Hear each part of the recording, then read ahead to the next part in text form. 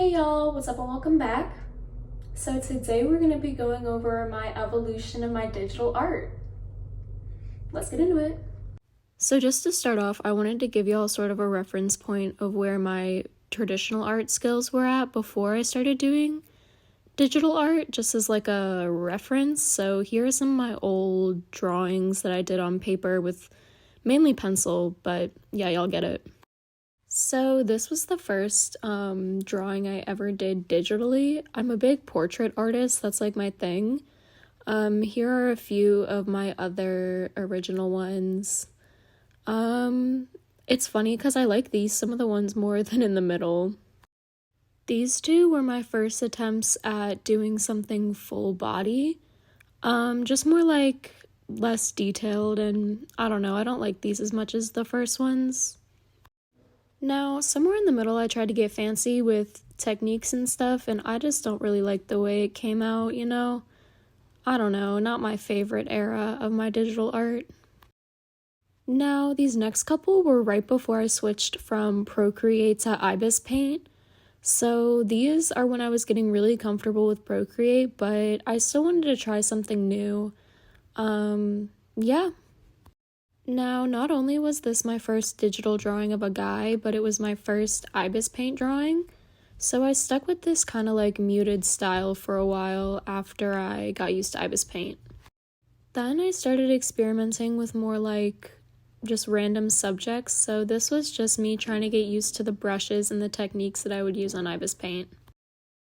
Then I got stuck sort of in like a cartoon chokehold because I couldn't figure out how to do the regular portraits that I was used to on Ibis Paint, which like really frustrated me if I'm being honest. Once I got used to Ibis Paint though, I started knocking out some portraits that in my opinion were better than the ones I had been doing on Procreate. I still couldn't let go of that stupid outline though. I hate the outline now. This portrait is kind of sentimental to me, I'm not gonna lie, because it's like the first one I did in the same technique style that I use now. And I like it, I just wish I had fleshed it out more and done more of a background. I might recreate it at some point.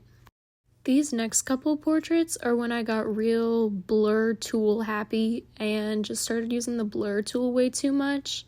And so the portraits ended up coming out kind of blurry, kind of messy, like not, like the features weren't very defined, and I don't know, I was learning, so I can't dock it really, but I can do better now, which I am grateful for. I do really like this one though, I just wish it was less blurry.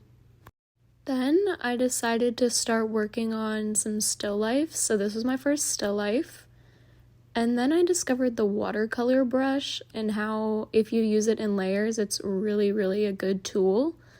And so I practiced that on some still lifes, like this one here is my favorite, I think.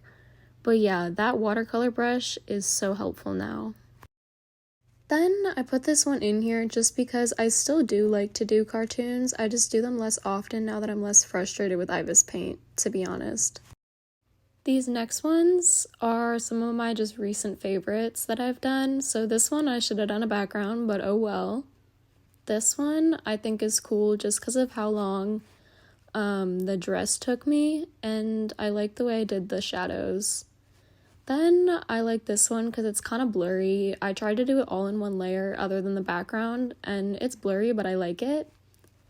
This one, I don't know how I feel about it, to be honest. It's just like something about it. I wanted to put it in, and I'm not really sure why. I really like this one. I think the scarf fabric is really cool. And then this next one is just my most recent one that I've done, and I like it just because of how I played with the lighting. I don't know. Anyways, I hope y'all enjoyed, and I'll see y'all in the next one. Bye!